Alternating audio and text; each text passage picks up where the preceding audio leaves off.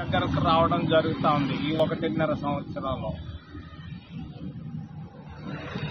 ఏమీ పట్టించుకోవటం లేదు శ్యామలరావు. అసలు ఎక్కడున్నాడో నాకు ఆయన ముఖమే తెలియటం లేదు. మరి ఈఓ గారు ప్రజలకు అందుబాటులో ఉండటం లేదు. వర్క్ ఫ్రమ్ హోమ్గా ఉన్నట్టుంది. అంతా తగ్గించు, వర్క్ ఫ్రమ్ హోమ్ రా, ఆఫీస్ రా, వచ్చి కూర్చో. ప్రజలకు అందుబాటులో ఉండే శ్యామలరావు ఈఓ గారు మరి మిమ్మల్ని బాధ్యతతో ఉండాల్సిన అవసరం ఉంది. గుర్తు చేస్తున్నా, నేను దాదాపు 50 సంవత్సరాల్లో 20 మంది ఈఓలను చూస్తుంటాను. నేను ఇప్పటిదాకా చూడలేదు. వచ్చి 1 సంవత్సరం పైన వస్తాను. అది ముఖ్యంగా టీటీవీ అర్చకులకు మేము ఇళ్ల స్థలాలు ఇవ్వాలని డిమాండ్ చేస్తున్నాం. అలిపేరు దగ్గర దాదాపుగా సంవత్సరం పైన డిమాండ్ చేస్తున్నాం. చంద్రబాబు నాయుడు ఇది నీకు తప్పదు, నేను చెప్తున్నాను. అర్చకులకి ఖచ్చితంగా వెంటనే 1 నెల లోపల 5 సెంట్లు అలిపేరు దగ్గర ఇచ్చాయి. తర్వాత మళ్ళీ ఆలోచిద్దాం. దాదాపు 1000 పైన ఉండాలి వాళ్ళకి ఇచ్చే ముందు. తప్పదు చంద్రబాబు నాయుడు గారు, మీరు ఆలోచించండి. మీకు ఇది బాధ్యతగా మీకు చెప్తున్నాను. రెండో విషయం, బండి సంజయ్. ఏంటి ఆ బండి సంజయ్? ఎవరి అబ్బాయి? ఏంటి తిరుపతి గురించి మాట్లాడేదానికి? ఎవరి అబ్బాయి? 1000 మంది ఉన్నారంటున్నాడు అన్ని మతస్థులు. 1000 మంది కాదు, 5000 మంది ఉన్నారు. ఏం చేస్తావో చేసుకో. 5000 మంది ఉన్నారు అన్య మతస్థులు. ఎవరు వాళ్ళు?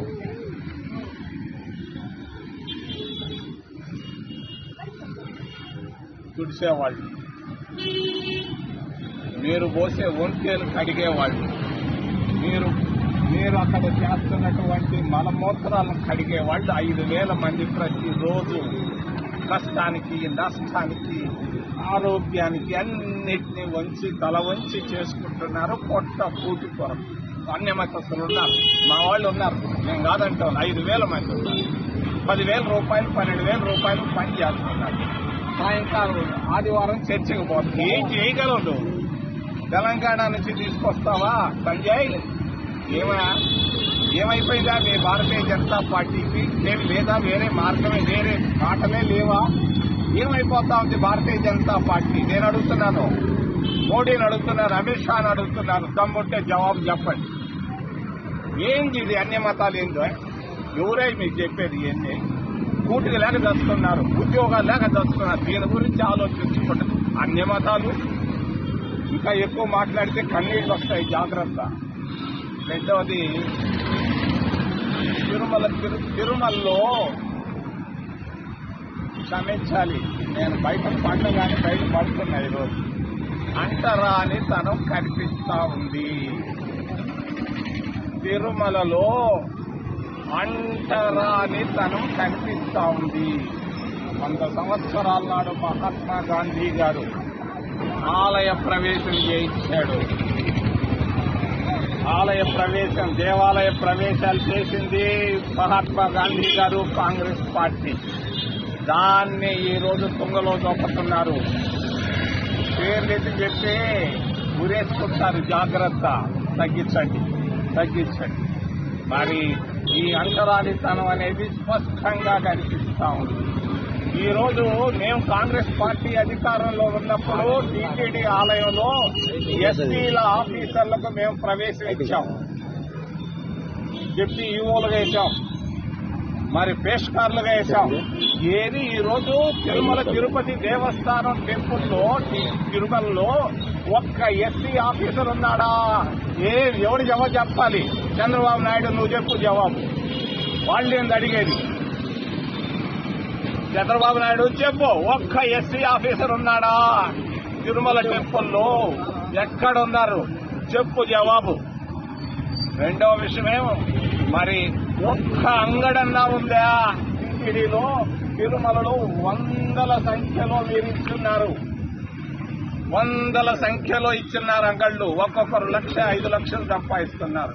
ఒక్క హరిజనుడు గాని, ఒక్క ఎస్సీ గాని, ఒక్క దళితుడు గాని ఉన్నాడా చంద్రబాబు నాయుడు? నువ్వు చెప్పు జవాబు. నేను వాళ్ళని అడగను, పిచ్చి అధికారులు నిన్ను అడుగుతున్నా. ఉన్నాడా? ఈ వెంటనే మందంగళ్ళి ఎస్సీలకి ఓబీసీ. నువ్వు చేసేది ఏంటి? ఎందుకయ్యా ఊరికే ఓబీసీలు పెద్దపేట అంటావు? అక్కడ పేట ఊరికే గ్యాస్ కొడతా ఉంటావు. వెంటనే అక్కడ ఓబీసీలకు కూడా అంగళ్ళు ఇవి.